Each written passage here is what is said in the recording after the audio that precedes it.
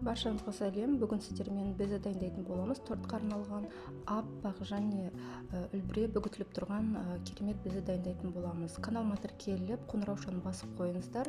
Сұрақтарыңыз болса, комментарийға жазыңыздар. Ол үшін бізге белок, қант және лимон қышқылы қажет болады.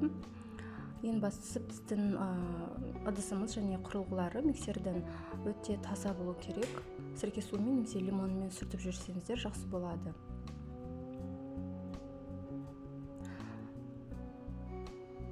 Белогымыз үй температурасында болу қажет және шым-шым кішкене лимон қышқылын қосамыз. Егер лимон қышқылы болмай қалса, лимонның 5-6 тамшысын қосуға да болады. Егер ыдысымыз немесе миксер құрылғылары майлы болса, біздің белогымыз көтерілмейді.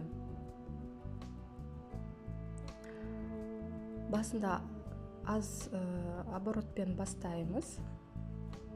Ақырындап бір-бір қасықтап қосып отырамыз. Өйткені біздің қантымыз еріп үлгеру керек.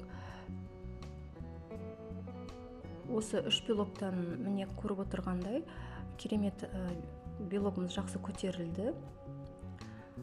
Пешімізді қыздырып қоямыз және пергаменттің үстіне, менде болмай қалды, осы фольганың үстіне 2-ге бөліп, яғни бисквиттің көлемінде етіп, мен безелерді, белокты ақырындап жая бастадым. Қалған белокты мен насадкамен тортты әдемілеуге осындай розочкалар, раушан гүлдер жасап қойдым. Барлығысын пешке салып, жақсылап кептіреміз. 3-4 сағатта алу мүмкін. Бұл сіздің пешіңізге де байланысты. Міне қарасаңыздар, қандай аппақ болып пісті. Яғни оның температурасы жақсы сақталған. Егер температурасы жоғары болып кетсе, біздің безелеріміз сарғайып кетуші еді. Ал бізде аппақ. Каналыма тіркеліп, осы торттың толық нұсқасын көре аласыздар. Өте дәмді торт шығады. Назарларыңызға рахмет.